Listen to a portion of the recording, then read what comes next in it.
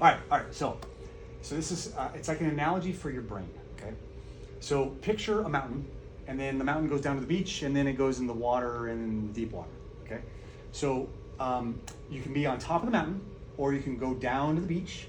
So you're on dry land, either high or low, right? Or then you can get in the water, and you're in the shallow water, or you can go into the deep water. Okay. Those are like the 4 ways your brain works. On top of the mountain, you're like high awake. You are alert, engaged, high awake. There's a brain wave that matches this, so you're engaged. Okay, we spend nearly all of our time awake like that because we're going engaged. And even if we're not like going in our mind or doing, we're being entertained. Like we got the music on, or talking to people, or we're looking at our phones. That's all high awake stuff, right?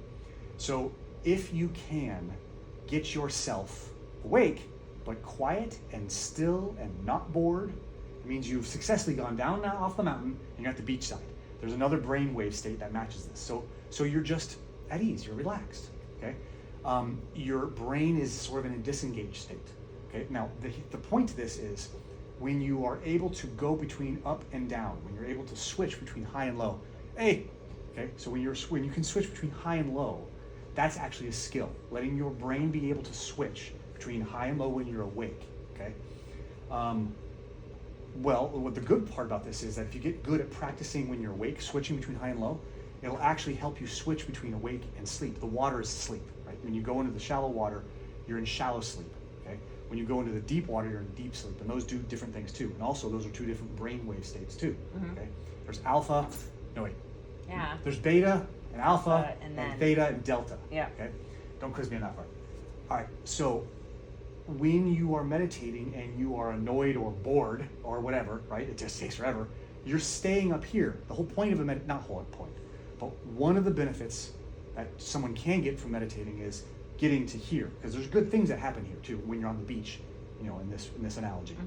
So, but if you're still kind of bored, not you, but if anybody, if you're bored, you're still staying in this high awake state. You haven't switched yet. And again, our culture is bad at switching.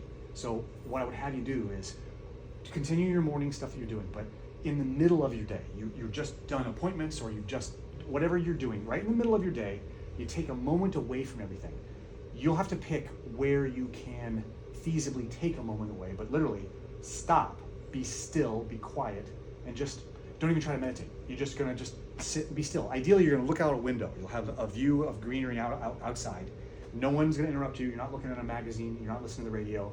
Your phone's away. You're just going to be still, and you'll come to your senses. You'll just notice that you're breathing. You'll notice that there's a fan on in the distance. You'll notice your butt on your chair. You'll just maybe notice the breeze of a tree you're watching. There's not going to be a hard focus anywhere. It's going to be a soft, open awareness of yourself and everything else. Just being aware of your senses. And you'll do it, literally, you could do 1 minute of this. If you do 10 minutes, fantastic, but don't worry about the time. Just do it for a long moment, and you have just you've given your brain practice at switching, okay? And you do that enough, and again, your brain gets good at switching in the other scenarios, so you'll sleep easier, sleep deeper, that kind of stuff, okay?